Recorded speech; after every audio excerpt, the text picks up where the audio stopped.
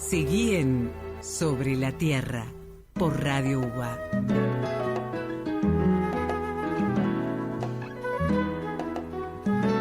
Primera mitad en Sobre la Tierra y les traemos otra edición de la columna El Lado C, anécdotas en el mundo de la ciencia.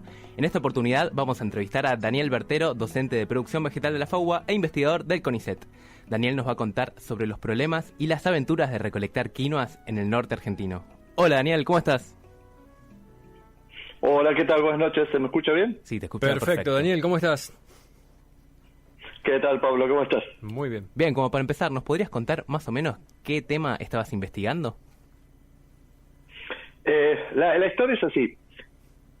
Yo llevo trabajando más de 30 años con quinoa y desde hacía bastante tiempo un tema que nos preocupaba era que sabíamos que en Argentina, en el NOA, había quinoa, pero no había lo que se llama una colección de germoplasma.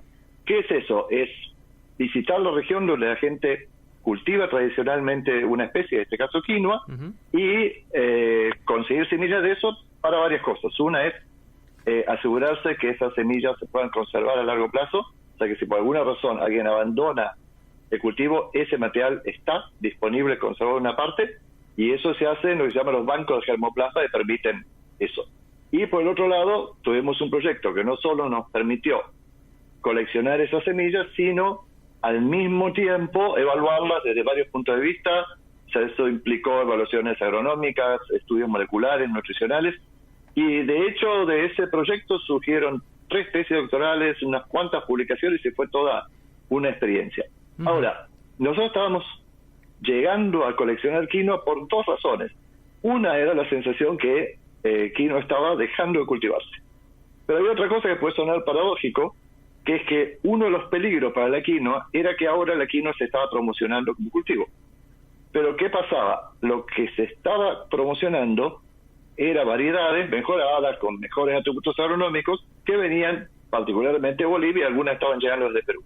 Entonces, eso podía llevar a que la gente abandonase sus variedades antiguas para cultivar estos materiales nuevos, simplemente porque, por ejemplo, producían más y permitían dar más ganancias. Claro. Ese es un poco el contexto de la investigación de donde surge la historia que eventualmente vamos a conversar hoy. No me acuerdo si dijiste, ¿en qué año fue esto, más o menos? Mira, la colección la comenzamos en el 2006, o sea, tuvimos 2 años de viaje de búsqueda de semillas, y el primer año hicimos lo que sería la Ruta 9 al oeste, o sea, la Ruta 9, la que saliendo de Buenos Aires llega a Salta, Jujuy, y termina en el límite con Bolivia. Y el segundo año, o sea, el 2007, hicimos la parte más al este. O sea, eso no solo separa dos lados de la ruta, sino que todo lo que es la parte occidental, digamos, es más seca y más alta, y la parte oriental tiene también partes altas, pero es bastante más húmeda, porque termina la zona de cultivo de quinoa con una cadena de cerros, y del otro lado está la selva de la Yunga, para tener una referencia. Sí. Y ya en esa época vos ibas a cualquier lado y hablabas de quinoa, ¿no? ¿Y la gente te miraba con cara rara o ya se conseguía fácil, podías hablar del tema con cualquier persona? Yo vine a Buenos Aires a hacer mi tesis primero de maestría, que después terminé de doctorado, en el 91. En ese momento había que explicar qué era quinoa. Y una cosa que es llamativa y que hizo un quiebre en lo que hace el conocimiento del consumo de quinoa fue la crisis de 2001. O sea, me acuerdo que empezó a acercarse gente a la facultad a hablar conmigo porque les interesaba quinoa, les interesaba de alguna manera apoyar proyectos que cultivaran quinoa, y ahí empezó a hacerse cada vez más masivo. O sea, ya no necesitaba explicar con qué trabajaba. O sea, de ser un marginal pleno, pasé a ser un poco menos marginal, digamos, en el mundo académico. Y entonces, viajaste lejos, ¿y cuál era el destino final de este viaje? ¿A dónde tenías que ir a buscar estas semillas? Mira, hay gente del NOA que dice que yo llegué a conocer más del NOA en esos 2 años que cualquier otra persona que una vez lo haya hecho. Y no, la anécdota obviamente que un viaje de huesos hay muchas anécdotas. Por ejemplo, que salimos con una camioneta 4x4 de la facultad que no estaba cargando bien las baterías. Entonces, en pleno valle de la Puna, tuvimos que levantarnos cada 2 horas a poner el motor en marcha un rato, calentarlo y así para poder llegar a la mañana y que no nos encontrábamos en un pueblo de medio de la nada con una camioneta que el motor no arrancaba. O sea que esa es una de las tantas anécdotas. Algo que podía llegar a pasar bien a la mañana después del frío de la noche, que no arrancara. Absolutamente. O sea, a la noche, ya en mayo, la temperatura baja varios grados bajo cero. Ya cuando llegamos a otros pueblos un poco más grandes, lo que hacíamos era dejar la camioneta al lado de un taller mecánico. Entonces a la mañana podíamos dormir mejor, cargamos la batería y seguíamos adelante. Además de llevar 2 ruedas de auxilio, además de llevar un bidón de combustible extra, porque en muchos de estos lugares se hacen varios cientos de kilómetros hasta encontrar algún lugar donde se puede conseguir combustible, y ese lugar ni siquiera es una estación de servicio, sino que es una casa que tiene tachos de 200 litros, el cual el combustible se vendía a no menos del doble del valor habitual. Claro. O sea Así que bueno, pero sí. No, decime, no te quiero interrumpir. Te escucho. La historia que quería contarles es esta. O sea, mucho antes de este viaje de colección, una vez en Córdoba, me encontré con un profesor de la Universidad Católica de allá, que investigaba con llamas. Y él me contó que existía un caserío, un pueblito, no sé cómo nombrarlo, que se llamaba Las Quinoas. Y que ese caserío estaba al lado del salar de Antofalla.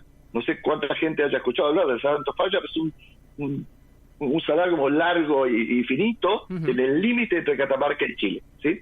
Y que ellos iban ahí a trabajar porque investigaban cuestiones relacionadas con las llamas, y que la forma de llegar era ir hasta Antofagasta de la Sierra, un lugar al cual hoy en día resulta más conocido, pero 20, 25 años atrás no lo era así. Tampoco había Google. Antofagasta de la Sierra había que seguir.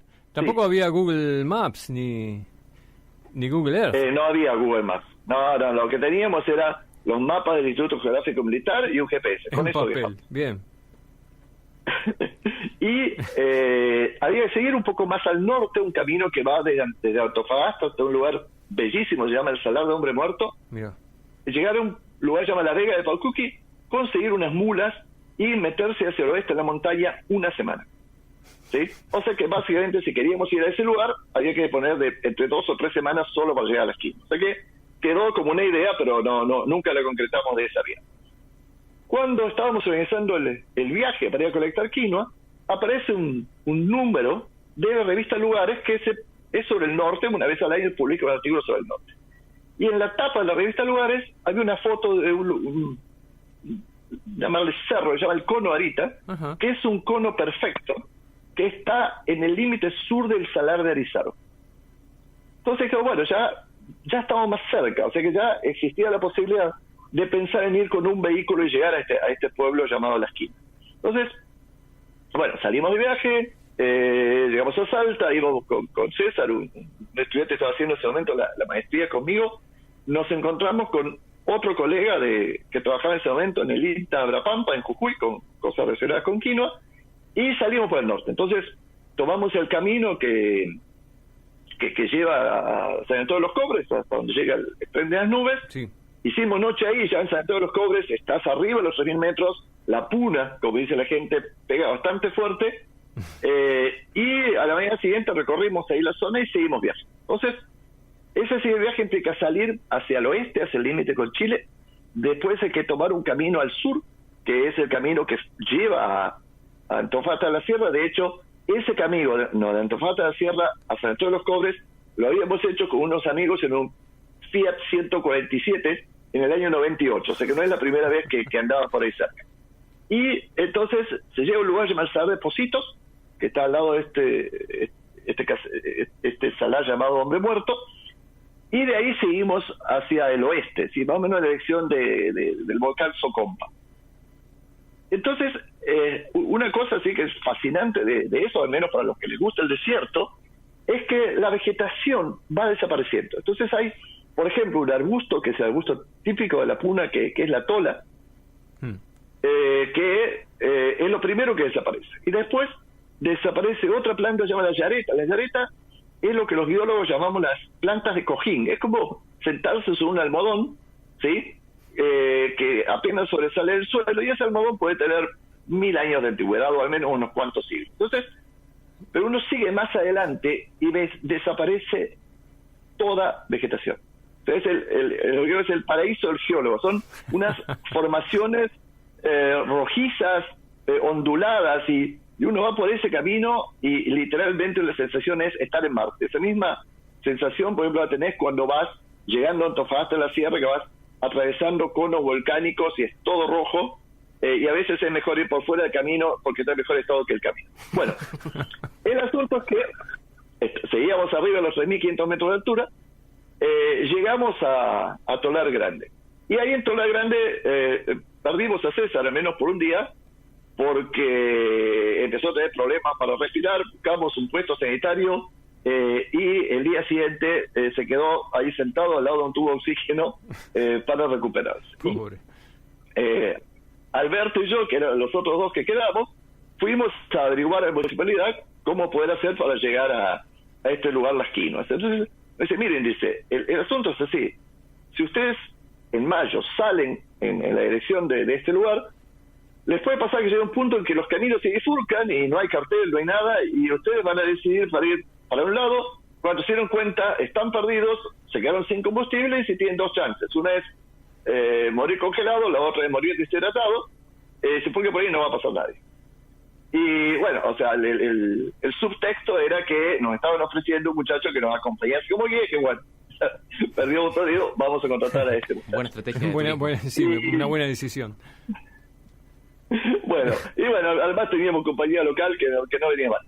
Y a la mañana siguiente salimos bien temprano a cruzar el salar de Arizaro, que imagínense un camino que va atravesando una zona de barro seco rojizo. ¿Sí? O sea, el rojo es como un color muy muy frecuente en la zona. Y por ejemplo, ahí cerca, antes de llegar a Tolar Grande, para tener una idea de cómo es el ambiente, hay unas lagunas saladas, unos pozos que se hicieron famosos porque ahí encontraron un tipo de algas que representa formas de vida anteriores a lo que conocemos. O sea, antes de la fotosíntesis ya había seres vivos que podían obtener, digamos, energía sin necesidad de recurrir a la fotosíntesis. Entonces, bueno, esas bacterias fueron estudiadas en este lugar cerca de Tolar Grande y, de nuevo, da una idea de lo extremo del ambiente. Entonces, cruzamos este salar, llegamos al cono Arita, que marca el límite del salar, y empezamos a subir una loma, y en el camino atravesábamos tropillas de vicuñas, pero de decenas o de asientos. Yo nunca en mi vida vi tantas vicuñas. Bueno, llegamos al otro lado, pasamos por un pueblito que se llama Antofalla, que es, no sé cuántas casas sean, pero bueno, ese era lo más importante que hay en la zona. Y de ahí nos dicen que para llegar a Las Quinas era más o menos unos 30 kilómetros más. Entonces, el camino era ir por el borde del salar. Y cuando nos íbamos acercando, en el medio de nuevo de un paisaje en el cual no hay nada más que roca, vemos al fondo una mancha verde, ¿sí? Entonces, en la medida que nos vamos acercando a la mancha verde, el chico nos dice, no, esto es Las Quinas, ya no era más Las Quinoas, se había cambiado de nombre, y nos encontramos un oasis en el medio del desierto. Entonces, imagínense un micro valle que desciende hacia el salar, y bueno, llegamos y era fascinante el lugar. O sea, estaba lleno de plantaciones de álamos, de arbustos que ellos usaban para hacer madera, y había una sequía que es la que traía el agua en la montaña, que básicamente es lo que daba vida al lugar. Y ahí nos encontramos con un matrimonio que vivía con un sobrino. Y nos decían que más o menos una vez cada 2 semanas pasaba alguien, ¿sí? Había empezado a haber un poco más de movimiento, bueno, se puso de moda de ir con motos enduro, 4x4, a hacer esos caminos que antes no recorría nadie. Olvídense de transporte público, ni escuela, nada. O sea, la escuela más cercana estaba ahí en ese lugar, Antofalla, y ellos vivían de lo que producían. O sea, tenían maíz.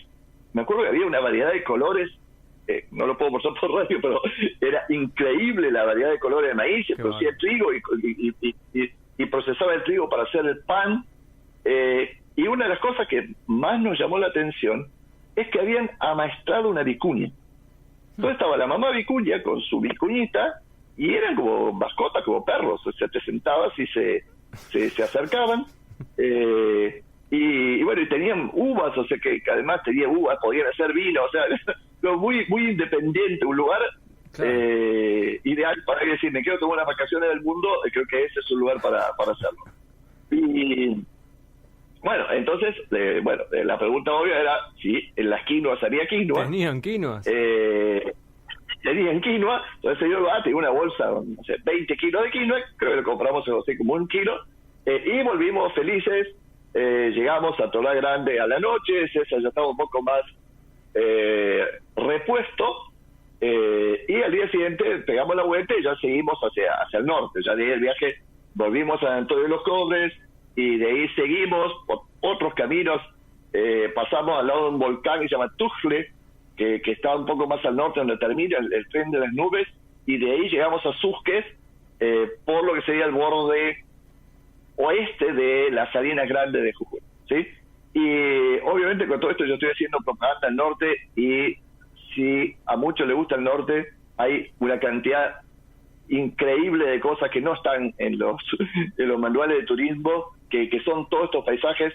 Es más duro, es más rústico, no hay hoteles, pero vale la pena el viaje. Bueno, el asunto es que después de casi un mes de viaje, volvemos a Buenos Aires, llevamos las semillas al Banco Germopampa de INTA, que era quien había financiado esta expedición de colección, y le hacen test de germinación.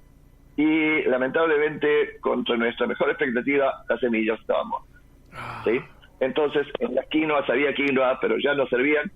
Igualmente, en el viaje habíamos encontrado una casa con una señora que, según le dijo, tenía 100 años. Tenían guardado en un lugar una bolsita de plástico con un puñado de quinoa.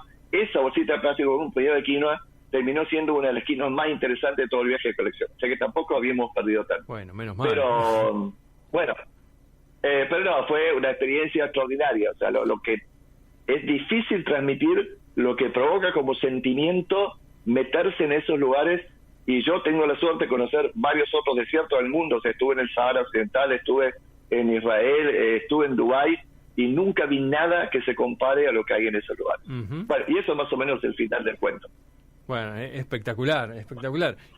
Increíble los paisajes que relatás, y me encanta que lo contás con una pasión increíble, es como que te dan ganas de ir. Te puedo mostrar las fotos en algún momento, sí. Sí, las podemos poner en la publicación de mañana del programa de radio. Perfecto, me tenés que hacer recordar y te lo mando, sí. ¿Y en algún momento de todo este viaje, digamos, las quinoas las vieron aparte, afuera de la bolsa que les dieron las personas, en el suelo?